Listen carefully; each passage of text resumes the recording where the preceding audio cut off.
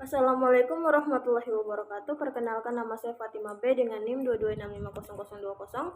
Pada video kali ini kita akan membahas rekayasa perangkat lunak atau software engineering atau disingkat dengan RPL.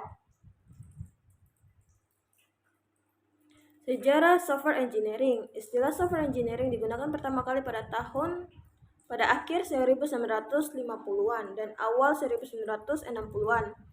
Saat itu masih terdapat perdebatan tajam mengenai aspek engineering dari pengembangan perangkat lunak. Pada tahun 1968 dan 1969, Komite Sains NATO mensponsori dua konferensi tentang rekayasa perangkat lunak yang memberikan dampak yang kuat terhadap pengembangan rekayasa perangkat lunak. Adapun pengertian dasar dari perangkat lunak ini, pengertian RPL sendiri adalah suatu disiplin ilmu yang membahas semua aspek produksi perangkat lunak mulai dari tahap awal, yaitu analisa kebutuhan pengguna, menentukan spesifikasi dari kebutuhan pengguna, desain, pengkodean, pengujian, sampai pemeliharaan sistem setelah digunakan. Dari pengertian ini dijelaskan bahwa RPL atau rekayasa perangkat lunak tidak hanya berhubungan dengan cara pembuatan program komputer. Pernyataan semua aspek produksi yang diberi tanda kutip pada pengertian sebelumnya mempunyai arti semua hal yang berhubungan dengan proses produksi seperti manajemen proyek, penentuan personil, anggaran biaya, metode, jadwal, kualitas, sampai dengan pelatihan pengguna merupakan bagian dari RPL. Rekayasa perangkat lunak berasal dari dua kata, yaitu software atau perangkat lunak dan engineering atau rekayasa. Perangkat lunak atau software merupakan source code pada suatu program atau sistem. Perangkat lunak tidak hanya dokumentasi terhadap source code saja, tapi juga dokumentasi terhadap sesuatu yang dibutuhkan selama pengembangan, instalasi, penggunaan, dan pemeliharaan sebuah sistem. Engineering atau rekayasa adalah aplikasi terhadap pendekatan sistematis yang berdasar atas ilmu pengetahuan dan sistematis, serta aplikasi tentang produksi terhadap struktur mesin, produk, proses, atau sistem. Pengembangan rekayasa perangkat lunak atau RPL dari awal tahun 1940-an sampai tahun 2000-an, termasuk dengan kejadiannya. Tahun 1940-an, kejadian komputer pertama yang membolehkan pengguna menulis kode program langsung. Pada tahun 1950-an, generasi awal interpreter dan bahasa mikrogenerasi pertama compiler. Tahun 1960-an, generasi kedua compiler komputer mainframe mulai dikomersialkan. Pengembangan perangkat lunak pesanan konsep software engineering mulai digunakan. Tahun 1970-an, pengembangan perangkat lunak mini komputer komersial. 1980-an, kejadian perangkat komputer personal atau PC komersial, peningkatan permintaan perangkat lunak. Tahun 1990-an, ada kejadian pemrograman berorientasi objek atau OOP, Angel Process, dan Extreme Programming. Peningkatan drastis kapasitas memori, peningkatan pengguna internet. Dan tahun 2000-an, platform interpreter modern, yaitu Java, Net, PHP, dan lain-lain. Outsourcing. Yes. Nah, ruang lingkup perangkat lunak. Rekayasa perangkat lunak telah berkembang sejak pertama kali diciptakan pada tahun 1940-an hingga kini.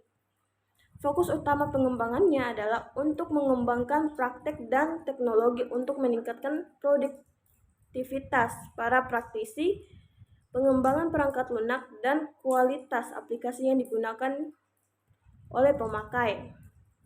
Di sini ada 10 software engineering. Ruang lingkup software engineering ada 10. Yang pertama itu software requirement, proses, software quality, tools dan method, manajemen, configuration management. Yang ketujuh ada software maintenance. Yang ke-8 ada software testing, ke-9 software construction, dan ke-10 ada software design. Tujuan rekayasa perangkat lunak. Yang pertama, menghasilkan perangkat lunak yang berkualitas, yang efisien, dan yang tepat waktu. Faktor-faktor yang melatar belakangi munculnya RPL atau software engineering. Yang pertama, ketidakmampuan organisasi memprediksi waktu, usaha, dan biaya membangun perangkat lunak. Kedua, perubahan nisbah atau rasio biaya perangkat keras atau hardware terhadap harga perangkat lunak. Yang ketiga, ada kemajuan pesat perangkat keras. Keempat, ada kemajuan dalam teknik-teknik pembuatan perangkat lunak. Kelima, tuntutan yang lebih tinggi terhadap jumlah perangkat lunak. Keenam, tuntutan yang lebih tinggi terhadap mutu perangkat lunak. Dan terakhir, meningkatnya peran pemeliharaan. Perangkat lunak dan disiplin ilmu. Yang pertama ada pada ilmu manajemen, kedua matematika, ketiga ergonomika, keempat manajemen kualitas, kelima ada dalam ilmu manajemen proyek, dan keenam ada di rekayasa sistem. Sifat dan karakteristik software. Software merupakan elemen sistem logik dan bukan elemen sistem fisik seperti hardware. Elemen itu tidak haus tetapi bisa saja rusak.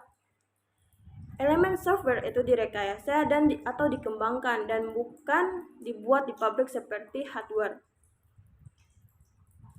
Nah, di sini terdapat perbedaan antara hardware dan software. Hardware itu manufacture, first out, for using component, relatively simple, dan software itu dia develop atau engineer, custom build, dan kompleks.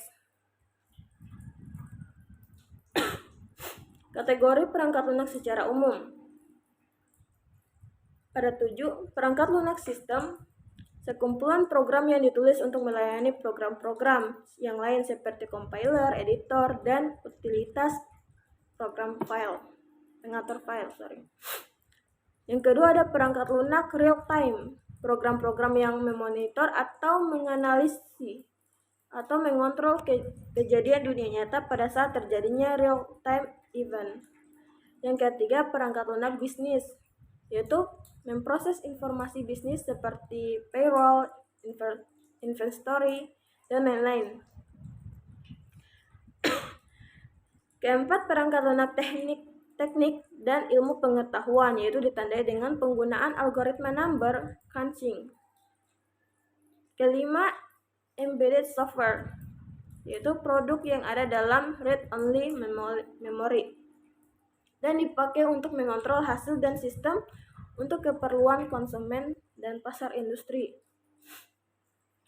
Keenam, ada perangkat lunak komputer personal, yaitu sesuai kebutuhan personal seperti pengolah kata, angka, dan manajemen database. Ketujuh, perangkat lunak kecerdasan buatan atau AI, menggunakan algoritma non-numeris untuk memecahkan masalah kompleks yang tidak sesuai untuk perhitungan atau analisis secara langsung. Tipe-tipe software. Yang pertama system software, yang kedua application software, yang ketiga engineering and scientific software, yang keempat embedded software, yang kelima product line software, yang keenam artificial intelligence software, dan yang ketujuh web application atau web apps.